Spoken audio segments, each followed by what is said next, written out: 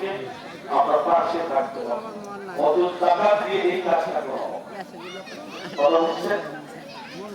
এই নামাজটা আল্লাহ নবীর জিন্দেগিতে মুক্তিকে শেষ পর্যায়ে পড়া হয়, কিন্তু বক্তায় নামাজ আযান দিয়ে পড়া হয়।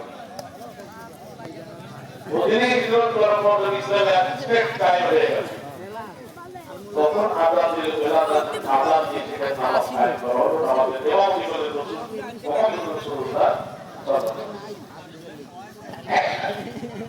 আমরা নামাজটাকে এত বলি, নামাজ পড়ো পড়ার সময় নামাজ পড়ো, তা করে নামাজ পড়ো। বিশেষ করে যেইটা দাঁড়িয়ে আছে জানাজার নামাজ, আমি বড় বড় এটা আকিমুস সালাত এক সময় খন্দকের যুদ্ধে গিয়েছে, সেটা বলল আসলে নিয়ম হয় তো আমরা বুঝতে পারি।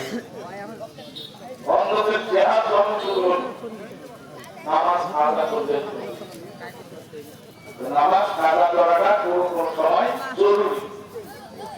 ওই সময় নামাজ আদা না করলে ইসলামিক রাষ্ট্র ধ্বংস হয়ে যাবে। কথা দেখি, এই জন্য নামাজটাকে গ্রহণ করা হয়েছে। আদা করা বলে আকিমুস সালাত, আপনি গোসল না করলে গোসল করেন, মুসলমানদের 95% বলতে ঠিক আছে। ওরা দিন প্রতিষ্ঠার কাজও করে না, বরং এটা রাজনীতি বলে, এটাকে হারাম করবে।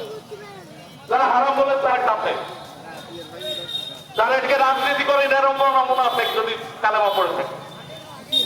হাকিমউদ্দিন ফরজে আইন করতে কে পায় না, ও বলল ছেলেটা আমাদের ব্যাপারে অনেক মতপার্থক্য আছে, মতপার্থক্য থাকা সত্ত্বেও নামাজ, কিন্তু কোরআন প্রতিষ্ঠার ব্যাপারে শোনেন, এই কবরে নামার সময় আপনি বলেন বিসমিল্লাহি ওয়া বিসমিল্লাহি সর্বমাযাবুকে তোমার রবকে দেখি, এটা তো রাজনীতি হয়ে গেল। রবের বিধান যদি না মানেন, আপনি টাইটেল দাওরা অমুক তমুক ডক্টর, আপনার জিহ্বা থেকে নাপিয়ে নেবেন। শর্ত হচ্ছে রবের বিধান মানতে হবে, তাছাড়া কবরে এর জবাব কোথায়? রবের বিধান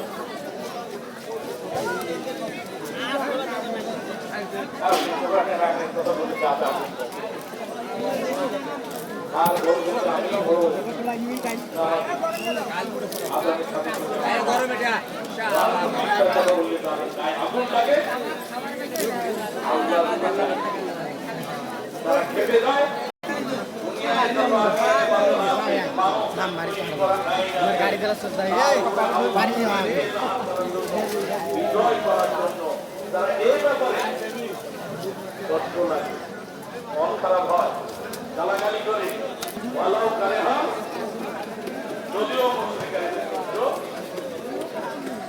আল্লাহ প্রতিদিন দিনকে প্রতিষ্ঠা করতে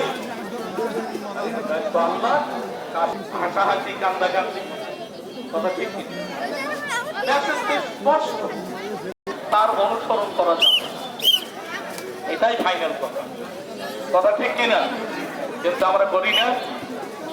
ভোটটাকে বলি আমরা, তারপরে যেমন হিসাব হবে, ভালো কাজের হিসাব হবে, খারাপ কাজের হিসাব হবে। ভোটটা দিয়ে একটা চান্দবাসকে দখল করাবেন, এর যাবতীয় গুণা আপনাকে দিতে হবে। যারা দুর্নীতিবাদ, যারা জীবনে দুর্নীতি বন্ধ করতে পারবে না, দুর্নীতির ভিতরে পারেনি।